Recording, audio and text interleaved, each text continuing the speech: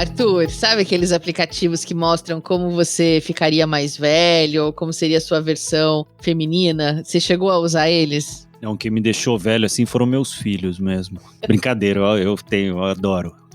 Inclusive, tem algumas fotos minhas que correm por aí que tiveram um tapinha. Bom, eu não usei, mas eu recebi as minhas versões mais velhas que você fez aí nesses apps, né? E o negócio é que teve a maior polêmica com esses aplicativos, né? Eles pareciam muito, muito divertidos, mas na verdade, nos termos de uso de pelo menos um deles, que ficou mais famoso, além da foto, você acabava compartilhando diversos outros dados que podiam ser coletados e compartilhados com fins publicitários depois, tudo bem vago.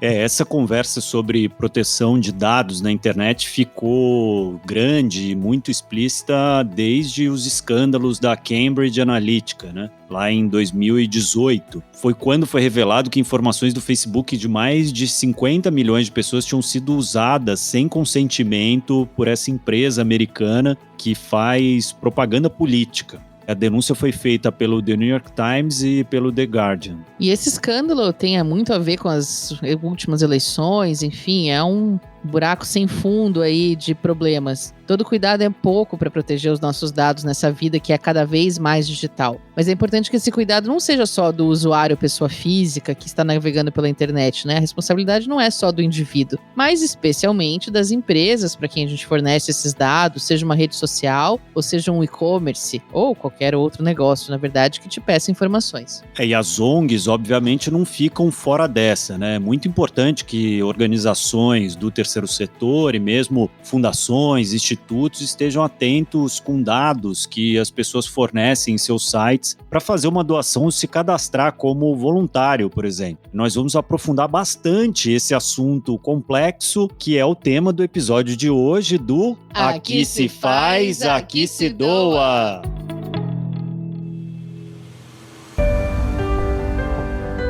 Está começando mais um Aqui se faz, aqui se doa, o seu podcast semanal sobre cultura de doação, produzido pelo Instituto MOL e pelo Movimento Bem Maior, agora com o apoio de divulgação do InfoMoney. Eu sou a Roberta Faria e ao meu lado está o Arthur Lobac para a gente conversar sobre proteção de dados e onde as ONGs entram nessa história. Pois é, Roberta, para regular a forma como as empresas e os órgãos públicos cuidam dos nossos dados, uma lei específica foi criada em 2018 e está em vigor desde setembro do ano passado. Foram 9 anos de discussão no Congresso com a sociedade civil, até que fosse definido como seria essa LGPD, ou Lei Geral de Proteção de Dados. Depois dessa discussão tão longa, no próximo mês, agora em agosto de 2021, quase um ano depois dela começar a valer, começam a ser aplicadas as sanções administrativas para quem não se adaptou ainda ou para quem se envolver com vazamento de dados. Entre as penalidades previstas na lei está a aplicação de multas que podem chegar até a 50 milhões de reais. Pois é, bastante dinheiro. A gente na MOL já está aí há mais de 10 anos para conseguir gerar isso em doação. Imagina tomar uma multa dessa, né? Mas além das empresas e do governo, a LGPD também afeta o terceiro setor significativamente, porque regula como as ONGs devem lidar com os dados dos seus doadores e beneficiários, que é a base, muitas vezes, né, da arrecadação das ONGs, e diz como que esses dados têm que ser protegidos. Gente, é um assunto bem complexo. E para nos ajudar a entender e saber o que as OSCs devem fazer para se adequar à lei, a gente convidou a Laís de Figueiredo Lopes, advogada sócia da Sazzi, Bechares, Torto, Reicher e Figueiredo Lopes Advogados, um escritório de advocacia especializado no terceiro setor. A Laís é especialista em LGPD e está apoiando muitas ONGs nesse processo. Vamos aprender com ela hoje.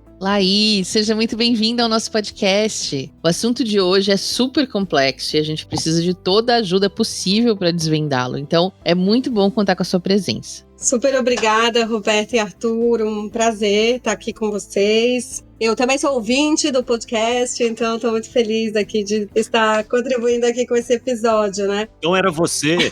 Oh, beleza. A gente contou na abertura do programa um pouco sobre o que é a LGPD e a história dela, mas a verdade é que a gente ouve falar mais de como ela vai funcionar para as empresas, para o governo. Para as OSCs, vale a mesma coisa? Existe alguma exceção para o terceiro setor? E qual é o impacto que isso vai ter para as organizações quando a lei estiver de fato implementada? Tá todo mundo com medo. O que eu vou fazer com aquele meu mailing, né? Com aqueles meus dados? Preciso fazer alguma coisa mesmo? Bom, de fato, a lei impacta tanto a administração pública, quanto as empresas, quanto as organizações da sociedade civil. Ela dispõe sobre os dados pessoais de nós mesmos, pessoas em carne e osso, pessoas físicas. É importante da gente colocar já de início, porque a gente está falando sobre a nossa personalidade na internet. Acho que essa alteridade é importante para a gente também entender que se a gente se coloca no lugar de quem está sendo protegido pela lei, a gente vai saber melhor como lidar com a ideia do racional da própria lei. A lei trata sobre essa ideia de autodeterminação informativa. Eu posso decidir sobre como os meus dados vão ser tratados, disponibilizados, armazenados ou até eliminados. Se eu não quiser, eu posso dizer que eu não quero mais que a empresa, no caso aqui que a gente está conversando, as organizações, mantenham os meus dados, né? Então, para o tema da captação de recursos, para o tema do financiamento, tanto em termos nacionais quanto inclusive internacionais, porque a Lei Geral de Proteção de Dados é muito inspirada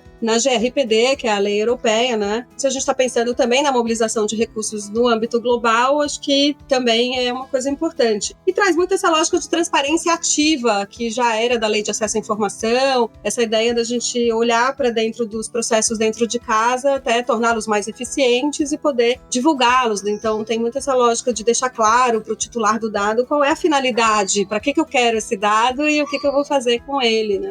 Ótimo, Laís. Metendo um pouco a mão na massa, assim, entrando mais no assunto, tem uma coisa de terminologias, assim, que eu acho que é importante definir. Queria que você explicasse um pouco o que é considerado dado pela LGPD e qual que é a diferença entre os diferentes tipos de dados descritos ali, dados pessoais, dados sensíveis, dados anonimizados. Que também é um negócio que você citou na primeira resposta, que só queria que se diferenciasse dos dados pessoais e os pessoas jurídicas, né? A lei vale só para dados pessoas físicas, né? É isso mesmo, Arthur, e eu acho bem importante a tradução dessa gramática, né, porque, enfim, às vezes parecem conceitos complexos, mas eles até que são simples nesse caso, né? A verdade é que a lei não se aplica a pessoas jurídicas, ela se aplica a pessoas físicas e aos dados pessoais, que são todas aquelas informações que permitam, direto ou indiretamente, identificar uma pessoa. Então a gente está falando de CPF, RG, e-mail, telefone, geolocalização, qualquer dado que permita identificar uma pessoa. O que é o dado pessoal sensível? E aí, se a gente pensar na própria nomenclatura do sensível, é um dado pessoal que pode levar à discriminação do titular. Então, a gente precisa tomar cuidado com ele. E a lei determina quais são eles. São dados sobre origem racial ou étnica, convicção religiosa, opinião política, filiação a sindicato ou organização de caráter religioso, filosófico ou político. Ou também dados referentes à saúde, à vida sexual, dado genético ou biométrico, sempre que vinculado a uma pessoa natural. Esses são os dados sensíveis. E aí, quando você percebe nessa diferenciação do potencial de discriminação, a gente tem justamente 10 bases legais para tratar os dados pessoais em geral e só 7 para tratar os dados sensíveis, porque a gente precisa ter um olhar mais apurado, um jeito mais restrito e mais focado mesmo para cuidar justamente nessa linha de não gerar discriminação. E é muito interessante porque a gente está sempre buscando os dados de diversidade, por exemplo, para os nossos relatórios de prestação de contas, de resultado, de impacto. Então tem algumas questões aí que a gente também precisa cuidar para não inviabilizar. Eles podem ser, que aí é a tua terceira pergunta, anonimizados. É quando o dado ele não pode ser identificado com o vínculo no titular. A lei é muito contextual, então se eu tenho uma sala com 10 alunos e só tem uma pessoa branca nessa sala, por exemplo, e mesmo que eu diga de forma anonimizada, eu permito, a partir de uma foto, etc., identificar. Então, só para explicar num exemplo bem superficial, que essa questão da anonimização é justamente para que a gente possa não identificar, mas considerando o contexto, e não só de forma genérica, né? E agora que você deu esse exemplo mesmo, Laís, em relação aos dados de crianças e adolescentes, a gente tem muitas ONGs que lidam diretamente com menores de idade ou com outros públicos vulneráveis, né? Pessoas com deficiência. Existem regras específicas para esses casos? Roberta, esse é um tema bem interessante, né, da criança e adolescente, porque ainda é um pouco de zona cinzenta. A gente interpreta a partir do Estatuto da Criança e Adolescente, que é o ECA, que fala que a gente tem que fazer sempre tudo no melhor interesse da criança. A regra geral é do consentimento expresso pelo responsável. Então, é o pai ou a mãe, ou qualquer que seja o responsável, que precisa dar esse consentimento de forma expressa, específica e destacada. Mas, por outro lado, tem uma discussão sobre entre 12 e 18 anos, o ECA considera criança até 12 anos, e aí entre 12 e 18 anos, o Código Civil, a partir de 16, já considera que o adolescente teria essa capacidade de discernir. Então, no geral, o que a gente tem recomendado é que, no caso de criança e adolescente, a gente construa um consentimento do responsável, mas também pense sempre de forma, se o conteúdo é voltado à criança, a tradução desse conteúdo, a utilização de linguagem simples, a possibilidade de fazer, inclusive, em quadrinhos, de forma lúdica, e isso me remete muito à questão da acessibilidade de pessoas com deficiência, porque a gente também pode pensar em vídeos, por exemplo, que tenham a tradução de Libras para pessoas com deficiência auditiva, audiodescrição para pessoas com deficiência visual, linguagem simples para pessoas com deficiência intelectual, facilitando esse acesso. No fundo, eu acho que sempre o que a gente tem que pensar é que a gente sai da lógica das letras miúdas do contrato para uma lógica de tentar, de fato, traduzir esse conteúdo para que a aceitação, o consentimento seja muito mais real do que só um clique no sistema. Não só um ok sem ver o que está escrito, né? Igual a gente faz na atualização de qualquer coisa do celular, né? Perfeito. Laís, de forma bem prática, a gente tem um público aqui muito grande de captadores de recursos, de ONGs, né? Que nesse momento devem estar pensando, meu Deus, mas o que eu faço com o mailing que eu já tenho hoje? Os dados que eu já tenho de doadores hoje? O que tem que ser feito de forma prática com esses dados para que sejam implementadas as regras da LGPD? Quem que pode ajudá-los a fazer isso? Que tipo de profissional eles têm que procurar para ter uma garantia de que está tudo sob controle? Ou mesmo se vazar algum dado, né, sem querer, como proceder, né? São várias perguntas ao mesmo tempo, né? Mas eu vou tentar ser bem breve e objetiva aqui para ajudar no processo. Eu acho que, no geral, a gente precisa ter um inventário, um diagnóstico, um mapeamento dos processos de fluxos de dados. Então, a gente precisa olhar para dentro da casa e entender, afinal de contas, o que a gente tem de dados e como que é esse processo desde o momento que esse dado entra até o momento que ele, enfim, eventualmente é eliminado, né? As hipóteses de tratamento de dados, elas são de acordo com a finalidade. Então, o dado é importante, mas o mesmo dado pode, para diferentes finalidades, eu posso ter diferentes bases legais. Por exemplo, no caso do contrato de doação, eu posso ter uma base legal para execução de contrato, para receber o dado em primeiro lugar, mas depois para entrar em contato de novo, isso não necessariamente estava previsto no contrato se eu não previ isso antes. Então, a coisa, inclusive da transição, eu acho que entra muito nesse momento do diagnóstico, porque eu vou olhar para tudo que eu tenho e aí eu vou escolher as bases legais. Se eu tiver um mail anterior, eu posso usar a base de legítimo interesse, fazer um teste de legítimo interesse de como eu coletei isso lá atrás. E claro, sempre posso entrar em contato também, mas, de novo, o consentimento não é a única forma, né? Eu acho que, no geral, esse mapeamento de processos é bom ser feito com acompanhamento de quem está, de fato, lidando com a Lei Geral de Proteção de Dados no dia a dia, porque a lei é muito contextual e ela é muito principiológica. Então, essas análises para que a gente possa fazer as melhores correspondências, quando a gente tem apoio, ajuda bastante. E depois disso, aí tem que colocar em prática. Criar uma estrutura de gestão de dados interna que envolve fazer treinamentos constantes, criar as próprias políticas de privacidade, política de tratamento interno de dados, de incidente de segurança. Quando se fala no vazamento de dados, é muito difícil que o vazamento não aconteça, mas o principal é saber como lidar quando acontecer. E aí pensar quem deve ser acionado, porque a gente tem que avaliar a gravidade para saber se é o caso de comunicar os titulares e comunicar à Autoridade Nacional de Proteção de Dados, precisa ter uma análise rápida, ágil e eficiente do que aconteceu. Então, isso já pode estar previsto previamente numa política de incidente de segurança. E acho que tem uma coisa muito importante, que é a governança da organização, que precisa nomear um DPO, que é o encarregado de proteção de dados. Nas organizações faz muito sentido também que esse cargo seja feito de forma colegiada, que tenha um comitê de dados, que inclusive se for aproximado com a lei anticorrupção, a gente pode estar falando de um comitê de ética e dados que trata das duas coisas, que seja um canal de comunicação, tanto com a autoridade nacional, quanto também com os titulares de dados, para poder esclarecer as dúvidas e, enfim, todas as demandas que vierem dos titulares de dados. No caso da lei anticorrupção, quando a gente está falando de um programa de compliance, há também a necessidade de ter um canal de denúncias para investigar e para apurar o que vier de denúncias, e inclusive dar o tratamento adequado e o encaminhamento. Então, eventualmente, a gente pode ter uma estrutura colegiada que já ajude na ideia de conformidade legal, tanto para a Lei Geral de Proteção de Dados quanto para a lei anticorrupção. As duas coisas são medidas preventivas que ajudam a abrandar penas posteriores. E, Laís, a gente tem uma tendência cultural a dar uma de avestruz, assim, quando tem alguma coisa nova que a gente não sabe lidar, enfiar a cabeça, né, dentro da areia e fingir que, não, vou deixar como é que tá, pra ver como é que fica. O que vai acontecer se os OSCs não cumprirem a LGPD? Quais as penalidades que podem ser aplicadas? Como vai ser essa fiscalização pelo poder público?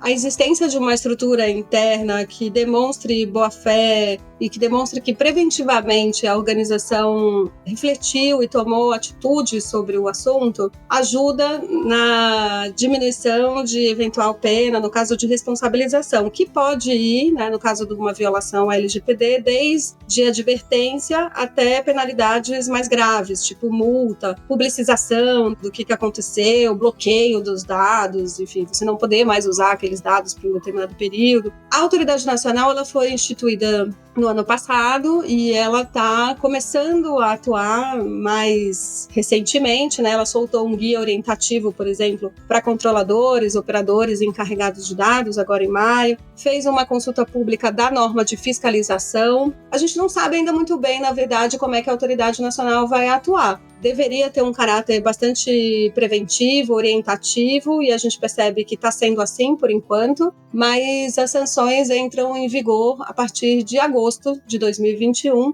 e aí é que vão começar, de fato, as aplicações, e a gente vai ter aí um caminho mais claro de como vai funcionar. Podemos voltar depois. Esse é o nosso próximo capítulo. Bom, acho que não é, de qualquer forma, a partir de agosto, a tática do avestruz não vai ser uma boa, né? Além de uma questão legal aí, tem uma questão social aí, de cunho moral envolvida, que eu acho que as ONGs têm que se preocupar, né? É uma questão importantíssima, foi um pleito aí antigo da sociedade para que estivesse isso, então, né, a gente tem que dar o exemplo também, né? A gente tá no setor social, tem que se preocupar em primeiro lugar. Nesse ponto, eu só queria acrescentar o último aspecto que eu acho que é importante pelo que você falou, que é a ideia de que estar em conformidade legal é uma resposta importante para o processo de criminalização burocrática das organizações. Porque muitas vezes, para quem trabalha com causas socioambientais, com temas sensíveis, a organização pode estar mais sujeita a ter alguma retaliação política dentro desse cenário. Então, é preciso que ela esteja com a casa muito em ordem, que não dê a possibilidade de ter esse flanco em aberto. Então, descumprir uma obrigação legal concreta é sempre Dá sorte ao azar. Dá sorte ao azar. Tem acontecido, de fato, com várias organizações. E tem também a questão do financiamento, né, Laís? Organizações que estão fazendo tudo direitinho têm mais chances, né, mais de conseguir financiamento internacional. Claro, no escritório a gente advoga tanto para financiadores quanto para financiados. A gente percebe como que tem sido uma demanda mesmo dos próprios financiadores de exigir das organizações que tenham programas de compliance, que estejam adequados à LGPD. Acho que a conformidade legal é uma resposta tanto para os financiadores privados, quanto também para eventuais defesas nas questões da administração pública, e especialmente nesse cenário de tempos difíceis, a conformidade legal acaba sendo uma resposta muito concreta a ser ofertada, eu acho bastante importante. Perfeito, Laís. Muito obrigado pela conversa. Tirou várias dúvidas, mas eu acho que, enfim, sobraram muitas ainda. Já fica o convite aqui para voltar depois de agosto, quando a lei começar a ser aplicada, para ver como na prática as coisas estão acontecendo, para a gente ajudar a orientar quem não conseguiu tirar a cabeça da areia. Obrigada a vocês. Um prazer enorme, Arthur e Roberta. Parabéns aí pelo trabalho de vocês. Muito obrigada, querida. E a Laís volta no final do programa na nossa rodada relâmpago.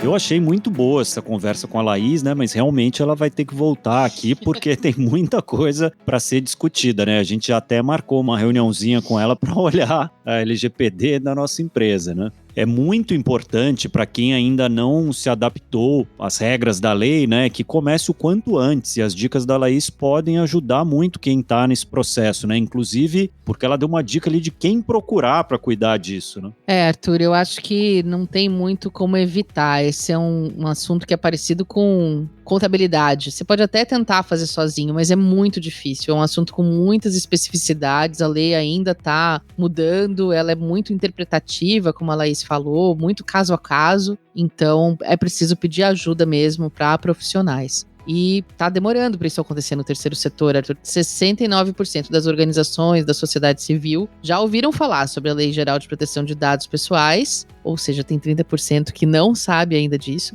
e muitas ainda não se aprofundaram no tema. E mais, 91% acredita que o impacto da nova legislação será, no mínimo, moderado para o terceiro setor. Os dados que eu mencionei aqui são da pesquisa LGPD e o terceiro setor, realizada pelo Jeremy Dron, gestor de projetos sociais e cientista de dados, para avaliação e monitoramento de projetos sociais. Isso é bem sério mesmo. A pesquisa mostrou ainda que 98% das organizações tratam de dados pessoais de seus beneficiários. Entre esses dados estão os de crianças e adolescentes e também os chamados dados sensíveis, que a Laís explicou, se referem a raça, etnia, religião, opinião pública, saúde, vida sexual, né, entre outros. A pesquisa mostra que 60% das organizações consultadas utilizam esse tipo de informação, as informações sensíveis, o que reforça a necessidade de se adequar à nova legislação. Bom, muitas já estão com essa adequação em andamento, como é o caso da WWF Brasil. A gente conversou com a Gabriela Yamaguchi, diretora de Sociedade Engajada, sobre como a ONG está se adaptando para cumprir os requisitos da LGPD. Vamos ouvir ela. Nós, do WWF Brasil, acolhemos a adequação LGPD como uma jornada de aprendizagem junto com nossas doadoras e doadores. E vou contar esse processo em 6 passos. O primeiro foi mapear, com o apoio das equipes jurídica e de tecnologia da informação, todas as formas como usamos os dados pessoais dos nossos afiliados e usuários. O segundo passo foi estabelecer uma estrutura de governança. A partir desse mapeamento, a gente definiu as responsabilidades e deveres entre as áreas, funcionários e parceiros, como as empresas de telemarketing de transação financeira, consolidando assim as regras e procedimentos para o tratamento de dados para cada etapa. O terceiro passo foi desenvolver a área do doador. Então agora a gente tem uma área exclusiva no site, onde cada doadora, doador, pode alterar ou excluir os seus dados. Quarto passo, estabelecer quem é o nosso guardião de dados, que foi a maneira como a gente chamou o encarregado, o DPO. Carinhosamente, o nosso guardião de dados é quem é responsável por fazer a interface entre a organização e as pessoas físicas que fornecem os seus dados. Em algumas organizações é um papel terceirizado, mas no caso aqui do W, a gente resolveu eleger uma pessoa da nossa própria equipe que conta com o apoio de todo mundo que está envolvido na jornada de doação. Quinto passo. A gente atualizou nossa política de privacidade, publicamos no nosso site e demos transparência para essa etapa, para toda a nossa base. Sexto e último passo, nós registramos essa jornada numa publicação, o Registro de Adequação à LGPD para a área de engajamento do WWF Brasil. Então a gente contou o que é a LGPD, qual foi esse processo e a importância dela, não só para o W, mas para toda a sociedade civil no Brasil, e compartilhamos com todos os nossos doadores, com toda a nossa base, e ela está disponível, junto com a política de privacidade, no nosso site. A Gabriela comentou ainda conosco que a adoção da LGPD trouxe alguns impactos para a WWF Brasil. E olha, não foram impactos negativos, viu? Isso foi surpreendente. os impactos da adequação à LGPD para o WWF Brasil foram positivos. Acho que de largada, a gente precisa adotar a premissa de que a LGPD é uma conquista da sociedade, na defesa dos dados pessoais. Para isso que a LGPD foi feita, para preservar a privacidade de cidadãs e cidadãos. E a partir dessa premissa, o processo de revisão, que é trabalhoso, o processo de adequação e incorporação da adequação em todos os nossos processos daqui para frente, só pode ser encarado como um benefício para a transparência necessária que as pessoas que fazem parte da nossa comunidade de doadores, doadoras, beneficiários, parceiros, também possam ser sensibilizados, conhecerem o que essa legislação significa e tomarem cuidado com seus dados pessoais, principalmente com seus dados sensíveis. Poxa, são justamente os temas que hoje nós estamos defendendo enquanto sociedade para serem cuidados, respeitados, incluídos. O cuidado com os nossos dados faz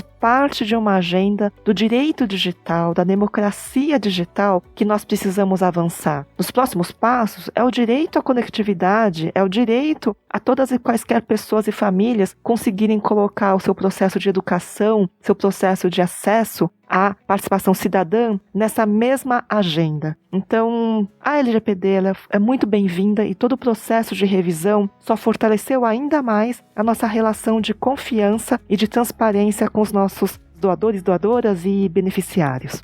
Esse é um ótimo case mesmo de como se adaptar à LGPD, seguir as diretrizes e cuidar dos dados do parceiro e como isso pode nos ajudar até a conhecer melhor os doadores e melhorar nossa relação com eles, né? E nós temos vários exemplos de como a proteção de dados é extremamente importante para evitar que haja vazamentos deles na internet. A LGPD veio para ajudar a evitar que casos como o da exposição de mais de 223 milhões de CPFs brasileiros ocorrido em janeiro desse ano voltem a acontecer. Esse foi o maior vazamento de dados da história do Brasil e talvez do mundo, né? E assustou muita gente, mas infelizmente não foi o único. O Brasil é um dos países com maior número de vítimas de ataques cibernéticos do planeta. É verdade. Segundo o Índice Global de Cibersegurança, o Brasil ocupa a 70ª posição em práticas governamentais de segurança digital e na promoção de uma cultura de privacidade entre a sociedade civil. Não é à toa que a gente tem sido e está tão vítima, refém das fake news, da desinformação.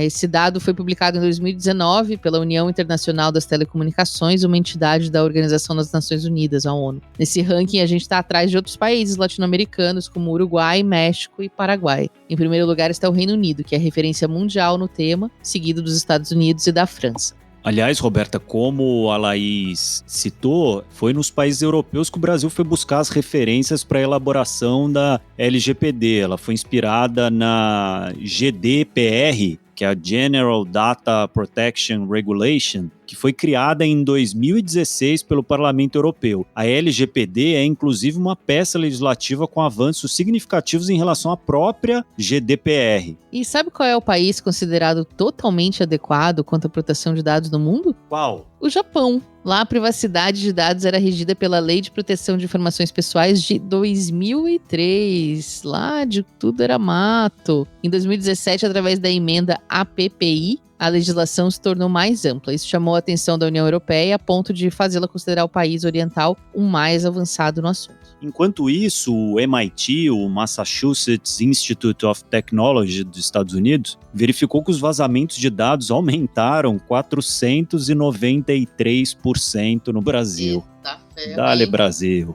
Espero que a LGPD ajude a gente a diminuir essas estatísticas, né? Agora, se você quer fazer uma compra em um lugar que garante a proteção dos seus dados e ainda doa parte do dinheiro da venda dos produtos, está no lugar certo. Vamos ouvir a nossa colunista Duda Schneider, que toda semana traz uma dica de produto social. Oi, gente! Eu sou a Duda Schneider e esse é o nosso quadro Produto Social da Semana. Como a Roberta disse, a dica de hoje une o melhor dos dois mundos, doação e segurança de dados. E ainda doa para quem? Para nossa querida ONG que ouvimos aqui hoje, a WWF Brasil. A ONG possui um site cheio de produtos sociais próprios, ou seja, produtos criados com a marca da ONG e com lucro revertido também para a ONG. E o melhor, além de todos eles serem lindos, todos também estão totalmente atrelados à causa da ONG de proteger o meio ambiente. Então você encontra produtos como copos reutilizáveis e camisetas 100% algodão, que inclusive são produzidas em parceria com a Panda Social, que já foi dica por aqui. Para conferir de pertinho e garantir sua próxima compra consciente, é só acessar o site www.org.br e clicar na aba Loja Online. Por hoje é isso, pessoal. Muito obrigada e até a próxima! Obrigado, Duda. E agora chegou o momento de ouvir ela, que está de volta de suas férias, a musa maravilhosa Rafaela Carvalho. Musa é informação sensível, não é? Eu acho que tem. Nossa colunista é incrível, de toda semana traz sugestões para quem diz: Mas eu não tenho dinheiro. Opa, bom demais ser recebida com tanto carinho nesse podcast. Muito obrigada, Roberta e Arthur. Pessoal, se vocês não me conhecem, eu sou a Rafaela Carvalho e toda semana eu amo estar com vocês, queridos ouvintes, para acolhê-los quando vocês não têm dinheiro e querem fazer uma doação. Faço isso toda semana aqui e hoje eu quero falar com você que entende de dados pessoais. Isso mesmo, você que trabalha com eles, que tem cuidado com eles, que sabe lidar com eles. Eu digo isso porque eu, sinceramente, não sou essa pessoa. E quando a LGPD apareceu no horizonte, eu saí falando com um monte de amigo advogado para entender o que essa nova lei significaria para mim. Eu confesso que eu ainda estou aprendendo onde as linhas estão traçadas ali, quais são os meus direitos e como que eu devo me proteger. Mas tudo que eu sei porque alguém se dedicou a me explicar. E isso também é doação, né, pessoal? É doação de conhecimento. Então, poxa, se você é um advogado, um contador e alguém que entende de LGPD e tá informado nessa lei que é nova e na qual a gente ainda tá tropeçando ali, ajude as pessoas a entender como elas podem proteger os próprios dados. E por que não, ajude também as organizações do terceiro setor a entender como elas podem usar os dados de seus doadores com responsabilidade e sem cair em uma enrascada, né? A gente conta com você, porque olha, não é fácil entender lei e quem entende tem muito a compartilhar para tornar essa sociedade melhor. Bora fazer uns serviços pro bono aí? Eu espero que você possa fortalecer a cultura de doação dessa maneira. É com vocês, Arthur e Roberta. Até a próxima. Obrigada, Rafa. E você, ouvinte, quer indicar um bom produto social que você comprou ou viu por aí? Ou fazer uma sugestão de para quem doar, mas eu não sei muito dinheiro no bolso? Vem falar com a gente no nosso Instagram, @Instituto MOL. Ou segue a gente lá no LinkedIn, ou escreve para o nosso e-mail, contato@institutomol.org.br. Para terminar bem esse episódio, vamos ouvir a rodada relâmpago da Laís? Laís, eu vou te fazer 5 perguntas e você responde rápido com a primeira coisa que tiver à cabeça, tá bom? Tá bem. 1. Qual foi a sua doação mais recente? Projeto Ovo. O Projeto Ovo recebe doações de roupas, peças, acessórios, vende no Instagram e esse recurso é vertido para 60 organizações da sociedade civil que são beneficiadas nas mais diferentes causas. Então, eu que não estava comprando nenhuma roupa, resolvi fazer essa doação aí de algumas peças que eu me interessei e que foram vertidas para algumas organizações bem bacanas. E o que você queria ter sabido sobre doação mais cedo na sua vida? Eu queria ter sabido que doação não é só em dinheiro, né? Não é só quem é rico que precisa e pode doar, né? Acho que todo mundo pode doar tempo, dinheiro, conhecimento e ajuda, serviço, apoio. E por isso eu me encantei, me mobilizei e vocacionei minha carreira para esse tema das organizações da sociedade civil já desde a época da faculdade. Muito bom. Quem te inspira a doar mais, Laís? Olha, acho que o Padre Júlio Lancelotti, que foi uma outra doação que eu fiz, que não foi a mais recente, mas quando esfriou em São Paulo, não teve como não pensar nele, no trabalho maravilhoso que ele faz, das pessoas em situação de rua. Então acho que eu vou deixar ele aqui como minha inspiração para doar mais. E qual é a sua causa do coração hoje, Laís?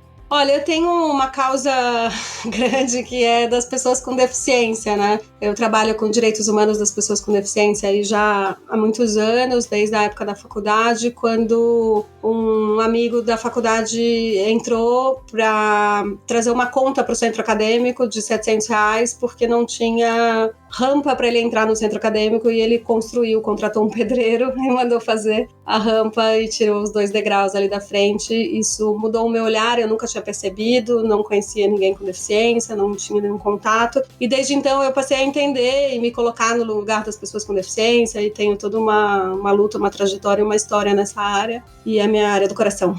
Agora é para completar os pontinhos. Uma sociedade que sabe o que é cultura de doação é uma sociedade mais inclusiva, mais justa, mais democrática, mais saudável, mais solidária. Uma sociedade melhor. Muito bom. Muito obrigada, Laís. Obrigado, Laís. Até a próxima. Obrigada, gente. Até mais. E agora, acabou, pessoal. Oh. Mas terça que vem tem mais. Que beleza. Esse podcast é uma co-realização do Instituto MOL e do Movimento Bem Maior. A produção é da Graziela Laveso, com colaboração da Ana Azevedo, da Débora Rodrigues, da Vanessa Henriques, do Instituto MOL, além das nossas colunistas Duda Schneider e Rafa Carvalho. A edição de som é do Bicho de Goiaba Podcasts. É isso. Obrigado. Até mais. Até mais.